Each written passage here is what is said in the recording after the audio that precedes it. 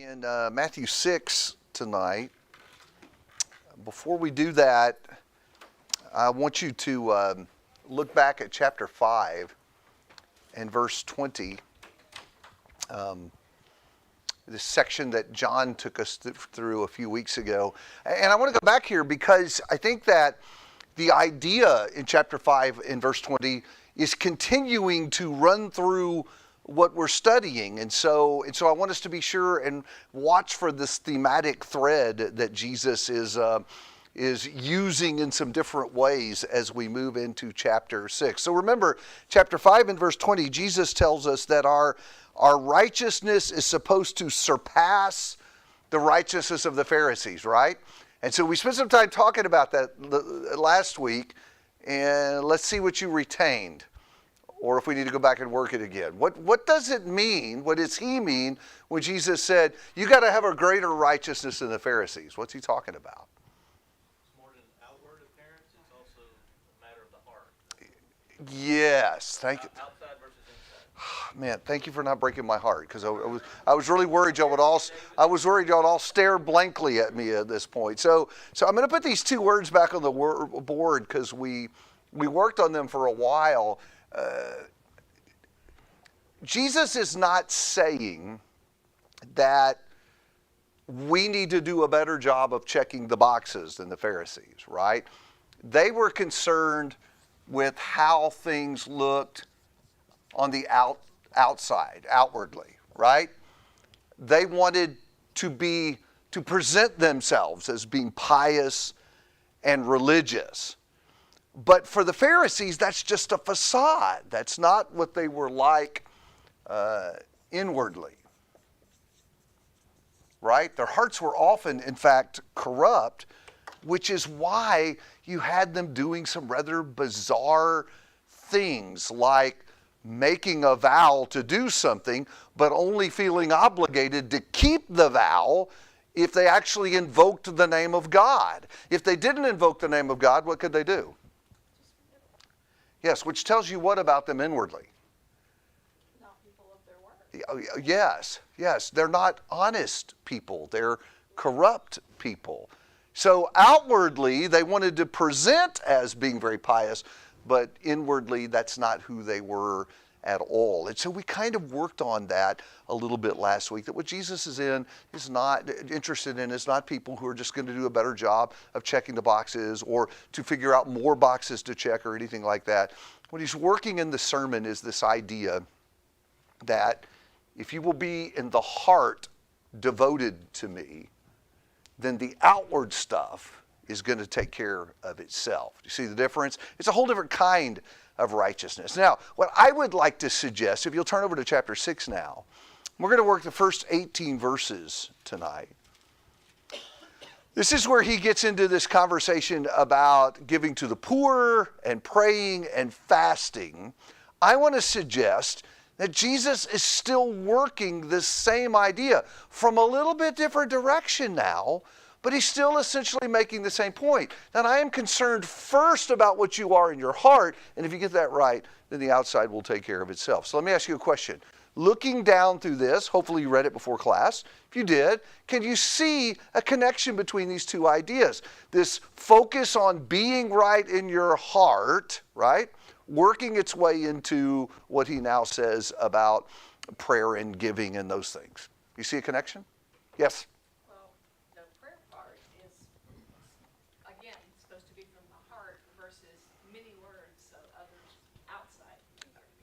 He does talk about that, the many words, just a bunch of words as opposed to being from the heart. Do you see any other connections between this struggle for the outward and the inner? This is talking about being seen of men and not being pleasing to God. I mean, it's the doing things to be seen, to be noticed, to be pointed out as pious and righteous is what's important, not actually how you feel about any of it.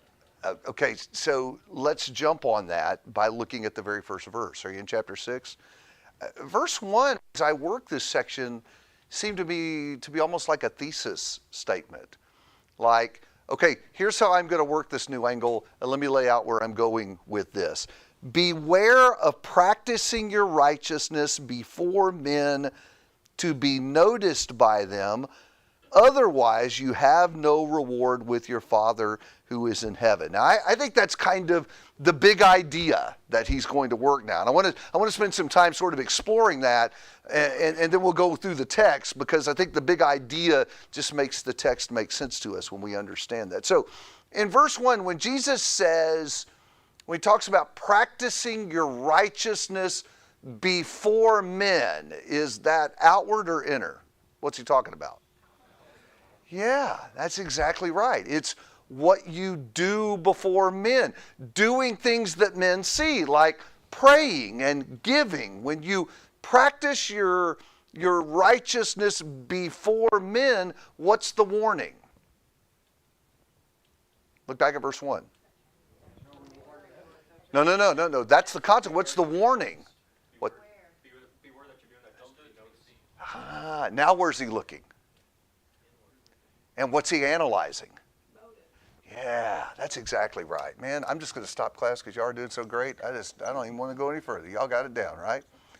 Now he's looking, up here he's looking at our actions, what we do, how we behave, but then he moves on to say, but what's underneath the actions? Why are you doing the things that you're doing? Is it important to note that he's not condemning what they're doing, but he's condemning the motive or the reason why they're, I mean, it's good to pray, it's good to give, but like you said, the inward part of the motive is. Okay, so that's interesting you bring that up. And it's actually in my notes, but in the future. But I'll run this with you a little bit. And if I get lost and confused tonight, y'all can just blame Troy. I think that actually what he's doing in this segment is very similar to what he was doing in the last segment, right? We're still talking about the difference between the outer and the inner, right? Your heart versus your actions. But the actions at the end of chapter 5 were all wicked, right? Things like insulting people, driven by a heart of hatred, and adultery, driven by a heart full of lust, and dishonest dealings, not keeping your vows, driven by a heart that wanted to take advantage of people. That was all negative. And now what he does here at the beginning of 6 is he flips that around, and he talks about things that in and of themselves are what? These are good things. So this isn't about avoiding adultery or vow breaking or whatever. This is about the righteous things we did. And so what I think he does here is he actually explores a whole new level of righteousness. So it isn't just about not doing bad stuff. It's also about doing good stuff. Finish the sentence for me. For the right reason. So another thing we have to ponder is the dreadful possibility that we may be doing the right things and God still isn't pleased with us because, the motive isn't right. So this whole outward-inward thing, really, really a big deal. I think the question being explored here, I'm going to try to get back on my notes now. We'll see if this works. Thank you. Appreciate that. I think the question being explored here is, why do we do the things that we do? Even the things that we do that are religious, works of righteousness, as he would describe them. Why do we do the things that we do? Is it to be noticed and to be praised by men? Or is it because we're interested in being noticed and receiving God's approval? It strikes me that particularly in this time, that's a really good question to ask. You know why I would say that? I think we have a disease in our culture that makes this a really important question to ask. Did I lose? Who said Facebook? Why did you say Facebook? That is so interesting. Run with that. If people are seeing what I'm doing, why ain't you doing it? We have invented a whole new version of photography that is about noticing me. What's it called? Okay, those of you who are over 40, do you remember that ever? To be fair, I did try to take pictures of myself with a camera before when you had to like turn it around and say, all right, am I looking straight into this thing? You know, I'm sorry, Van Gogh painted like 50 pictures of himself. okay, but he was a nut. He doesn't count. I'm just saying, artists have always painted themselves. There's like a whole website. Yeah, but people haven't run around, you know, falling off cliffs trying to photograph themselves. So, I 100% agree with yeah. you. And then the other thing with your social media posts, what's everybody looking for? How many likes? Who? Yes. And come on, don't raise your hand and admit it, but you've posted something and you've looked down and like 2 people liked it. And you were?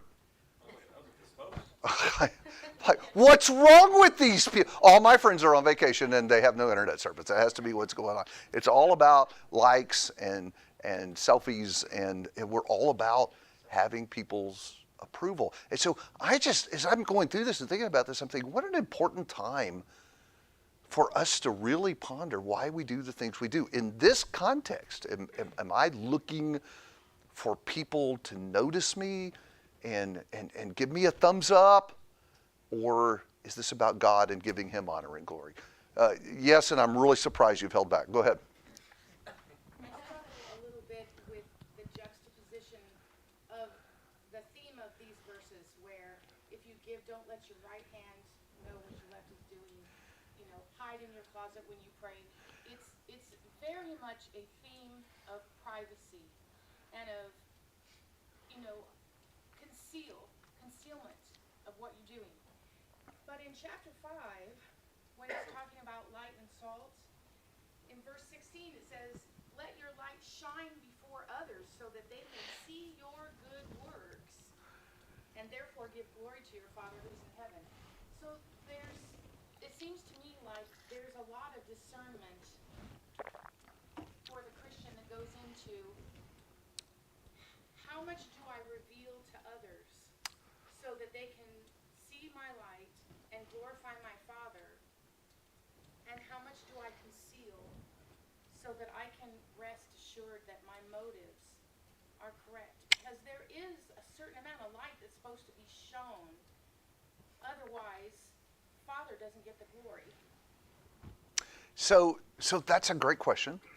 And obviously you have influenced others in the class because that's, I have that written down, just like 2 more points down on the page. But hey, we'll run that one too in advance. That's a really great question of how you square let your light so shine before men that they may see your good works in 5.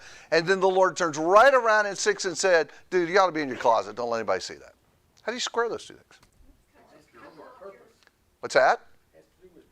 Oh, now what are we back to? What's going on the inside? What is the motive back? So go back to 5:16.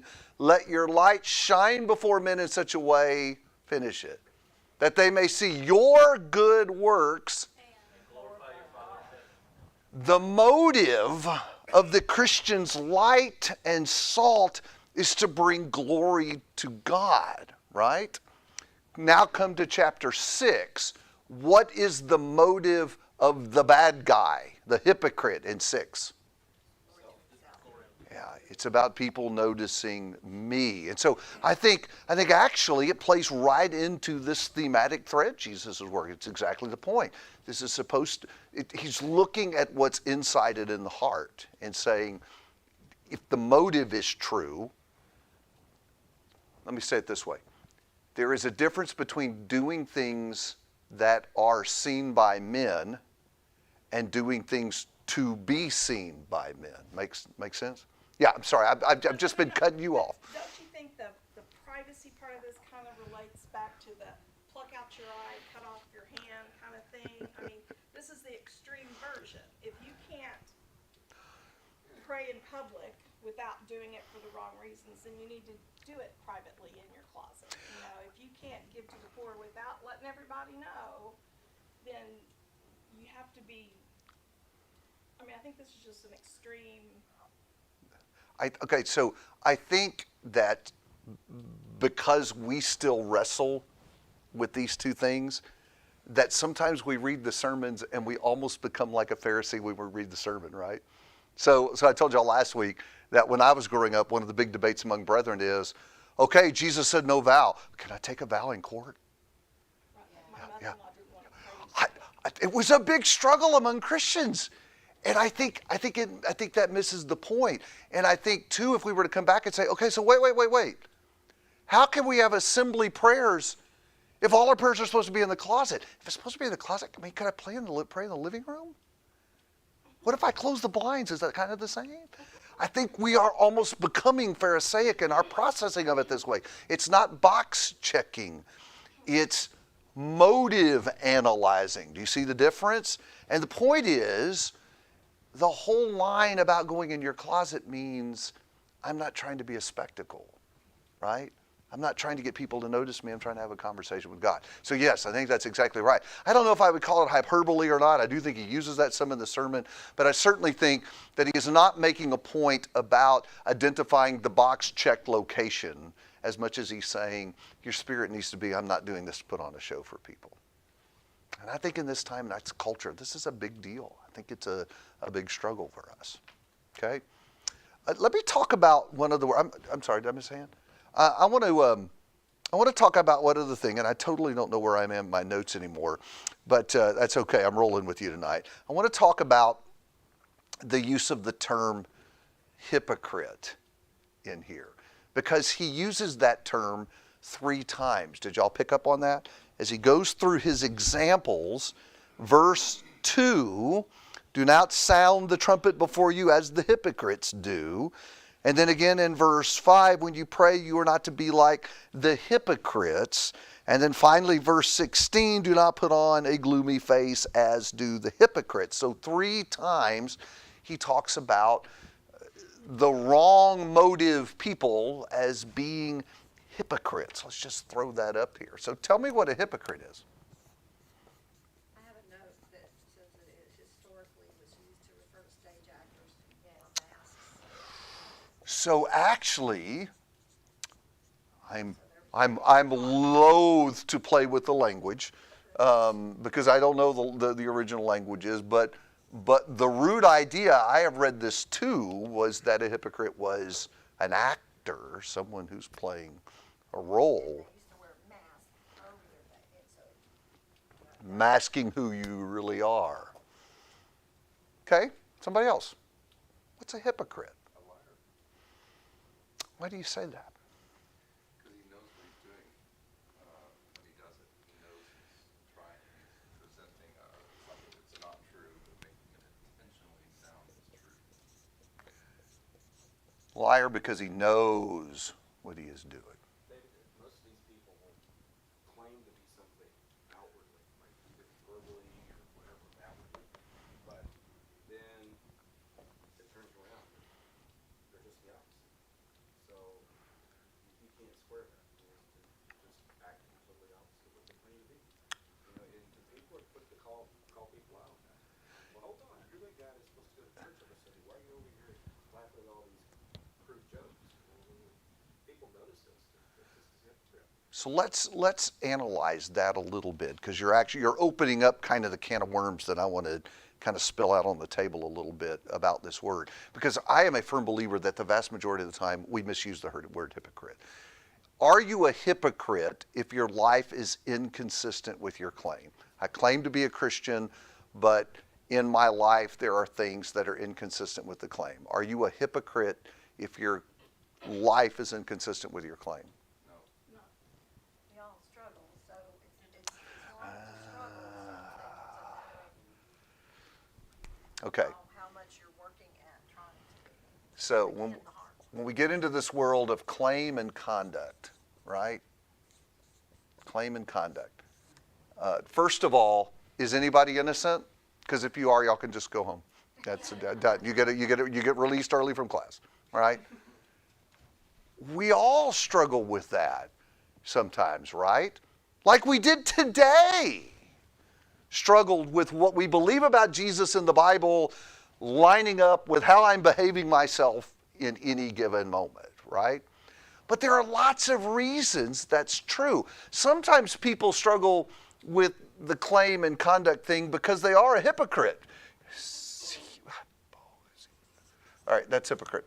I got to stop and think about this. If I do that at the end, it means I've forgotten how to spell it off the top of my head. Sometimes that's the reason. If in your heart you aren't really devoted to Jesus, then yeah, there's going to be problems between what you say and what you do. And that's what they saw with the Pharisees. But is that the only reason that claim and conduct doesn't always line up? Give me some other ones. My husband is watching. So Is he texting you? he says, Hi, John. he says you're a hypocrite if your life is consistently inconsistent with Consistent inconsistency. I like that. Nicely done. But are there other explanations? You know, like me, I was raised Catholic, so there's still some things that I'm learning. So So I'm going to use a word, you can go. but please, some people Tell my family. some people are spiritually immature. What?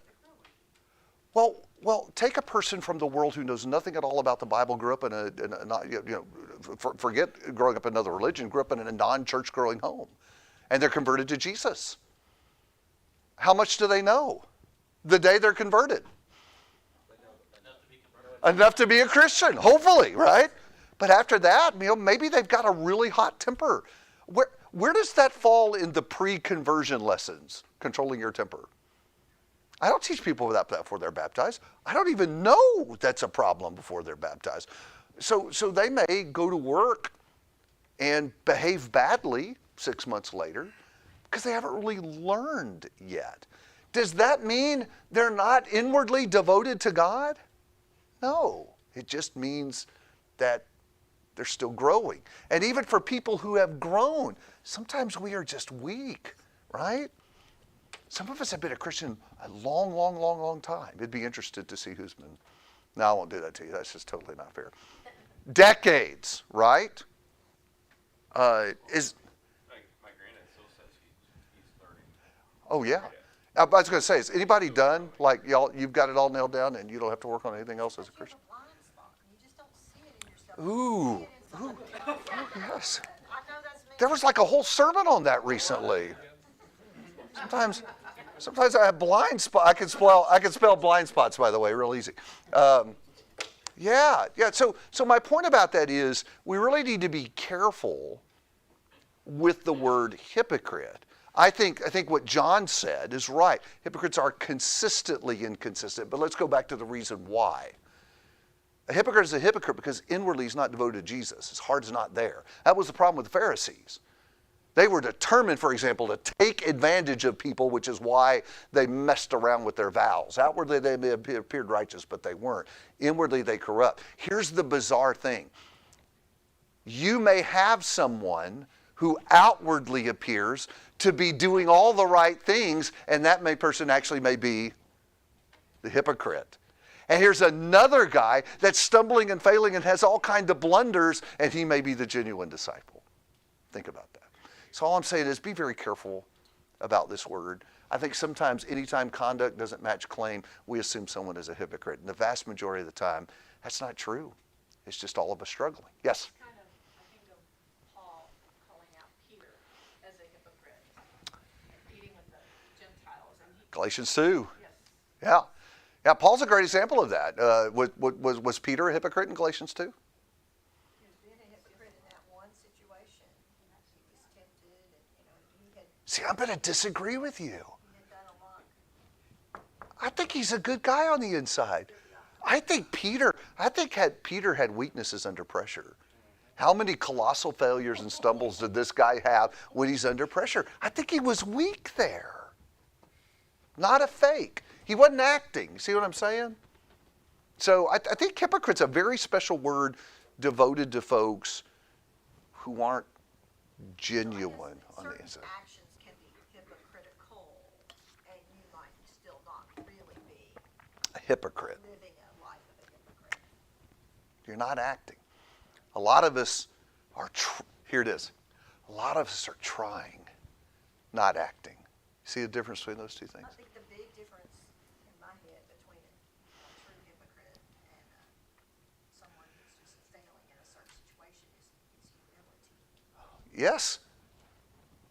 And that's what Jesus said. The answer to the way to avoid hypocrisy is to recognize your own failures. That's what the person with the good heart that wants to please Jesus does. Okay? So let's go back to chapter 6.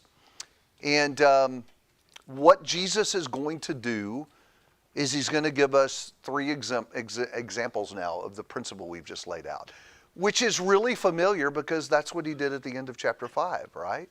He gave us that call to a higher righteousness, and then he said, let me show you 6 ways that works, right?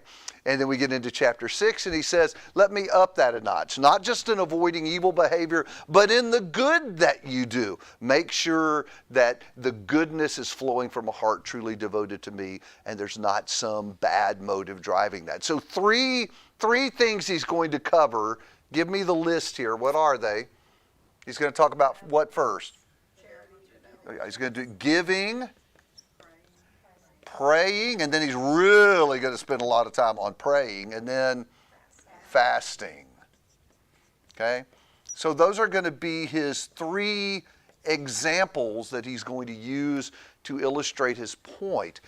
And I think there's sort of a pattern. I noticed when I was reading this that it just kind of follows the same structure with each of these. Do you see that? What's the first thing? After identifying the topic, what's the first thing that he does? Don't be like the hypocrites, right? So here's the wrong way to do it, and he talks about that. And then what does he go on to do?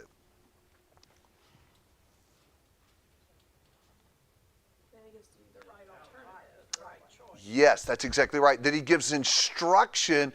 This is the way I want you to do it, right? So does that ring familiar? What did he do back in chapter 5? Do you remember? Isn't it the same thing? I know it's structured, or it sounds a little differently. I think essentially the structure is the same. He goes back and says, okay, you've heard that it was said, love your neighbor and hate your enemies. He took some way the law was misunderstood. So this is what you've heard.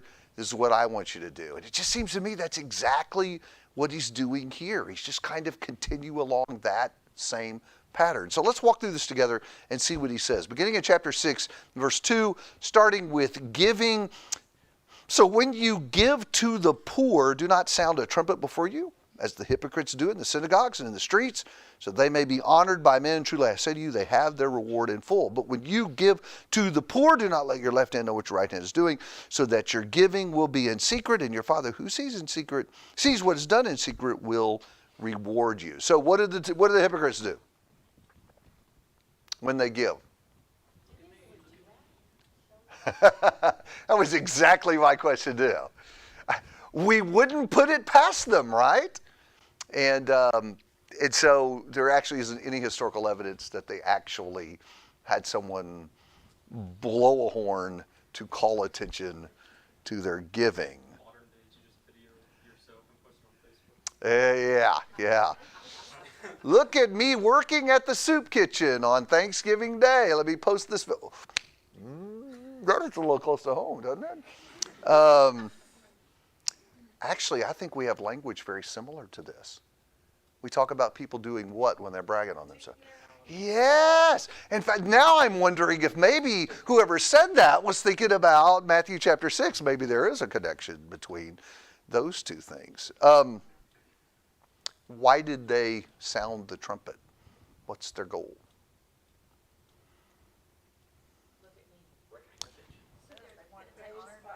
Yeah, so think this through. When they give to the poor, were they really serving the poor? No. That was not their purpose. That was not their purpose. It's a vehicle for self-promotion. It was a vehicle. Thank you. That's a great way to say it. It's a vehicle for self-promotion. So, inwardly, the motive, here we go, David, the motive, they were lying about what was really going on. They want you to think, my concern is with the poor and caring for the poor, right? When in reality, they just wanted people to notice and give their approval. Make sense? Yes? I think they could probably have both motives, but the one that's overwhelmingly on top is the You know, But I think that they probably did want to help the poor. I mean, it doesn't mean that they didn't want to do that. It just means that they wanted the glory of doing it. I suppose it would be fair to say that there could even be degrees, right? I'm not unconcerned about the poor, but I'm more concerned about me. And maybe someone who was just completely concerned about me and didn't care about the poor. I guess, it could be different in every heart, couldn't it? In fact, is this stirring up your memories to a Bible story as we talk about this? I thought about Acts 5. I thought about Ananias and Sapphira. And I don't know what level of care they had for the poor. I just know they cared about what? Being honored by men. Yes. And in fact, I think they wanted it known, not just that they gave some money, but we're giving all. See how unselfish we are? There's David. Man, that just keeps coming back up. That idea of perpetrating this lie. What does Jesus say about that?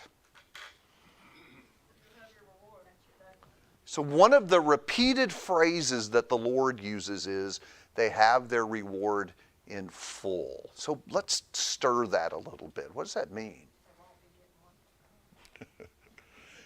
Does it mean they won't be getting one? They do get something. From their friends, they may get noticed. They get what they want. People will notice and heap their praise on them. And what Jesus says is, yes, and that's all that they will get, right? So, It's like the widow and the two mites.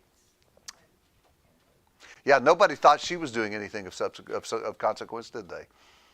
And Jesus' reaction to that, remember what he said about the widow with 2 mice? She did more than everybody did.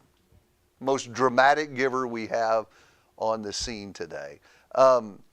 So the scary thing to me when I read this is that it is possible for us to do righteous works and to have people, when we're done, high-five us and say, David, that was so great. And to have God saying, that was a fraud. I have nothing for you. Is that a little scary? So I hope it is, because what it needs to do is it needs to stir our hearts and redirect our thinking and think, it really matters what I am on the inside.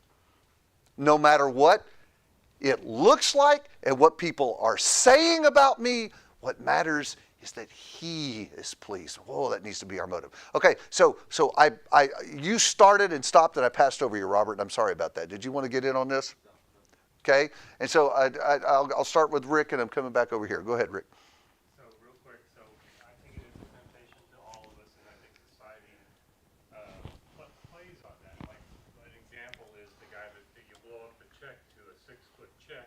You go, there's a picture of him donating it, and maybe he wants to donate it, and he's happy to donate it, but boy, that praise is nice too. Yep. And so if you It do is. something in secret, you then, that's a way to test your own motive, because if you're willing to do it in secret and it doesn't bother you that it's in secret, maybe that's a good way to test yourself. Doesn't mean you have to, like you said, Ferris, admit that you have to be totally secret about everything, but I think sometimes we might not even realize our own motive. So let me just, I haven't forgotten you. Let me just work that way a little bit and ask, what does the Lord mean when he says to do it in secret, to do your giving in secret? Y'all do realize it's impossible to give your weekly contribution in secret. I mean, even if you do Zelle, someone knows, right? So are we doing contribution wrong because it's not secret?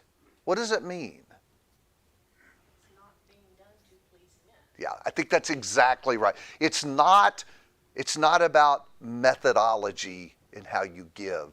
It's about motive. It is impossible to do works of righteousness that other people won't see. That's Matthew 5:16. But it is possible to do those works of righteousness to please God and not to be seen by men. Does that make sense? So this isn't saying you can't ever do any giving without somebody seeing it, but that's not my goal. I think that's the point of it. All right, yes, sir. So Thank you for being patient with me. So your motive is genuine, it's coming from the heart, and you do this deed, but it is seen by men because it's a public deed but it's come from the heart. Yes. Feel guilty when people praise you for it? Great lesson, David. Let me say it a different way. I don't like guilty, but I do say be cautious when men. Because it's a temptation Yes. to say, okay, now next time I'll really do a job and to get, lack of a better term, don't dislocate your shoulder, pat yourself. That's exactly right. Let me add that I think in doing this, there is a worldview piece underneath all of this that is really important, that I think we need to ponder. I don't think we talk enough about our worldview, those basic things we believe, how much they influence what we do. But underneath this is the belief that there is a God, a righteous God who delights in works of righteousness, who is watching and who sees what I'm doing and is pleased and rewards.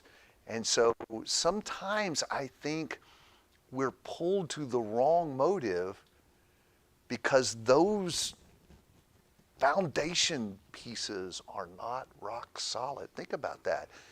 If there really is a God who is seeing this and will reward me, why does anybody else matter?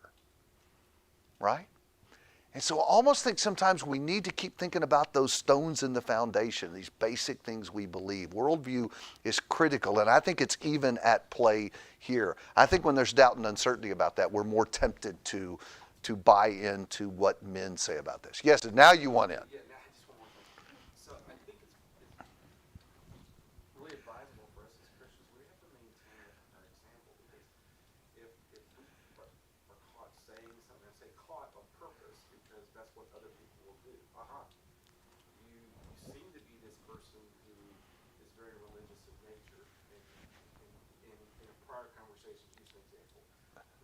You've made some representations of your beliefs, blah, blah, blah, blah, blah. How do you square that with what just happened? If people are quick to call you on it, they will do that, and they will call you out as something. And so maybe you've lost your influence. And so then you have to try to go back and repair the situation. I've seen this happen to someone in particular. It was just like, wow, okay, one mistake got called out, and now you feel like you're worthless. He was not a hypocrite. He just had a weak moment, right? And so that can happen to us. And we shouldn't be, the point of my comment here is we shouldn't be all of a sudden so down on ourselves that we can't rise back above it and say, God, forgive me, I'm sorry, and tell that person, I was wrong. That was wrong with me. Yeah. In a moment of anger, I said something I shouldn't have said, or I reacted correctly.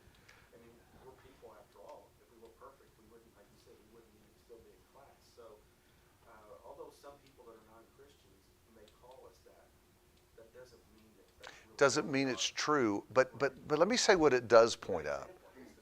Yeah.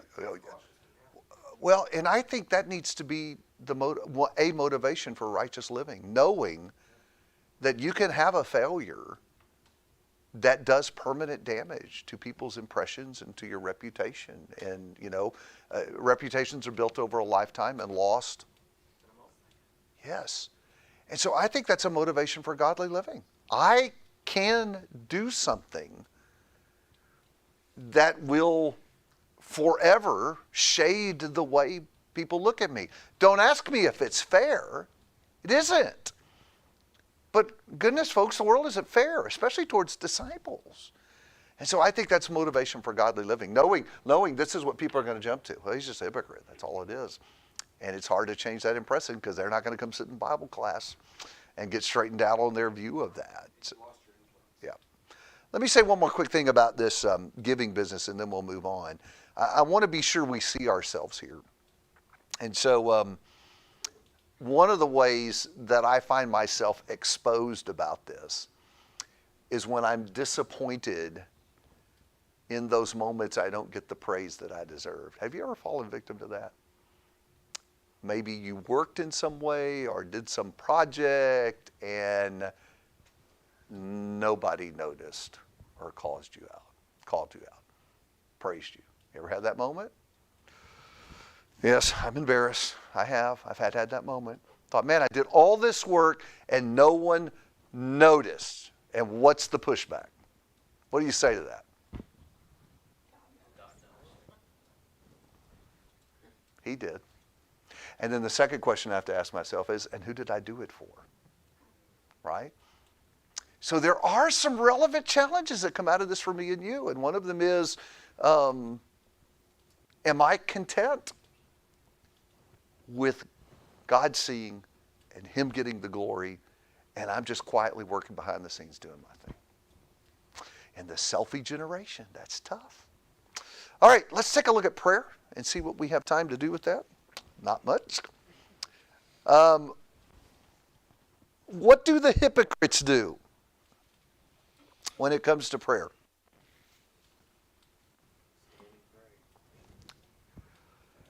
So, again, I don't know anything about Jewish praying customs for the first century. I had to go back and read some about that. And evidently, what's described here was a thing that they had appointed times where they would stop and pray.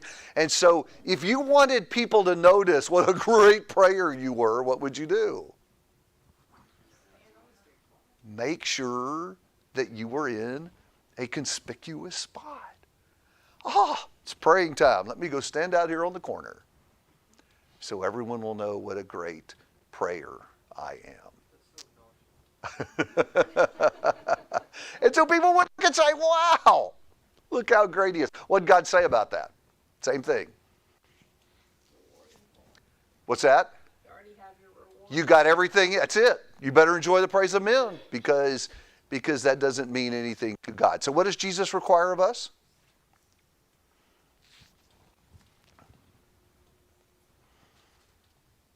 That was easy. Come on. Yeah, closet prayer. Closet prayer. Go in your closet and pray. The point being, yeah, you're not making a spectacle of yourself, right? This is not about me. This is about having conversation with God, not about, well, let me ask you a question. Does that mean I shouldn't pray in a way that's seen? Is that even possible? I mean, I guess you can have closet prayer, but is it possible to only pray so that nobody else sees? How would you do congregational prayer? Yeah, you can do that?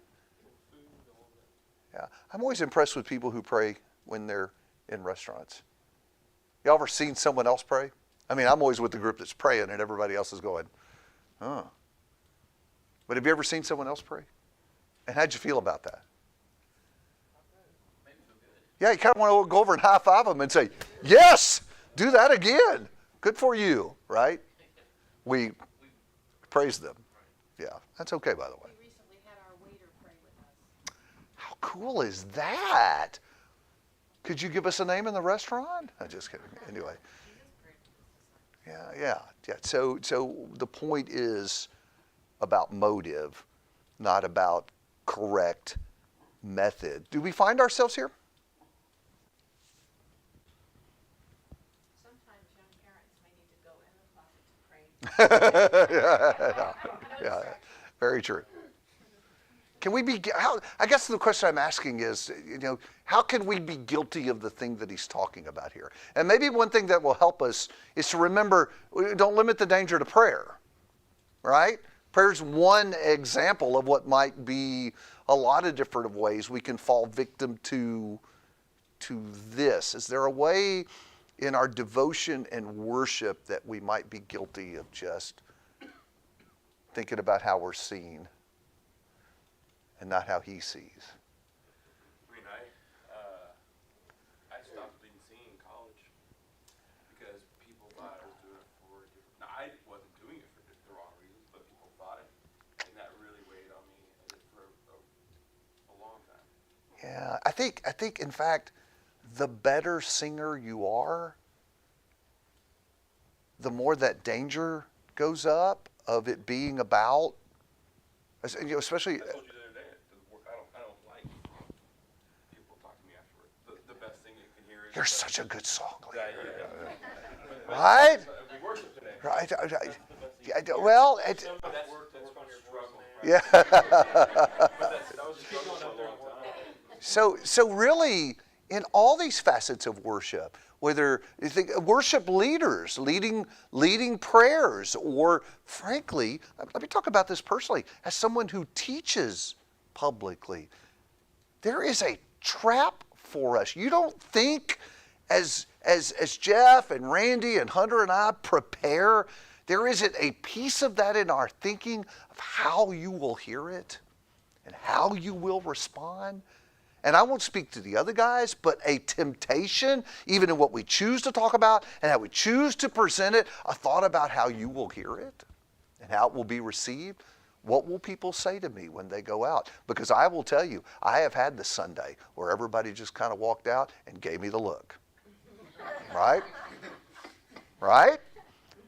It's way more fun when people come out and say, oh, it was great. That's so great. I've never heard a sermon that good in my whole life. No, nobody ever says that. But right? Yeah, David. I'm conscious of that a lot myself, and as the person who will often praise a preacher or a song or whatever, I on purpose use different terms, so I'll tell them how much it meant to me personally. I was so uplifted, or you have no idea how much I was affected by the words you chose. It just, thank you, it really helped me. Instead of, oh man, you're so great, or that sermon was so great. I usually just stay away from all that now. Right. And personalize it. Right. It probably helps the preacher and song leader to hear that anyway. Well, Encouraging their motive over than encouraging that's intriguing. That's almost something to ponder in the way that we compliment people, is maybe to say something like, wow, I appreciate the effective way you packaged his message. Who's it about, right? Or, yeah, I appreciate how you helped us to worship together today, oriented more that way. Because, listen, worship is all becoming about performance. In fact, I'm not going to open this can of worms, but I'm just going to say this. That's kind of why I'm kind of an anti-clapping guy. I know there's a big controversy, especially between young and old, about clapping and worship. Clapping has classically been for older people a response to entertainment. And I think we got to be careful that we don't ever let worship become, you're up there performing. It was a great performance this morning. Yeah. This may be more of an indictment, David, that they're becoming older, because I never would say these things before. I feel this way every day. It's like, wow, I never knew that before. But I was at a restaurant, and we were walking out, and then beforehand, I noticed this young couple with two young children, and they prayed before the meal. And when I passed by them, I said, you guys, it's refreshing to see in public a young couple praying with their children at mealtime. Yeah. You know, because I just feel like it needs to be encouraged. Yeah. Agreed. But, like I said, it's more of an indictment. My age, but. No, I think that's great. I think commending them is a good idea as well. It encourages them to persist in that. But again, what's the point we're coming back? What's the big idea at work in this point in the sermon? It is that even in the things we do that are right outwardly, there's still another layer to it. And that is, what is the motive inwardly? It's possible to be doing all the right things outwardly, and yet God isn't pleased with us because inwardly it isn't devoted to a heart, or it isn't coming from a heart devoted to Him. Does that make sense? And so I think that works all the way through this segment. Next week we're going to pick up at 19. Well, I may even come back and touch a little bit. There is this interesting thing going on with prayer in verse 7. That's kind of an outlier that may be worth a comment or two. And then we'll press on and think about our possession. So think about 19 through 34. We'll grab that segment next as we're about to wrap this baby up. So anyway, thank you for your help tonight. Appreciate the discussion.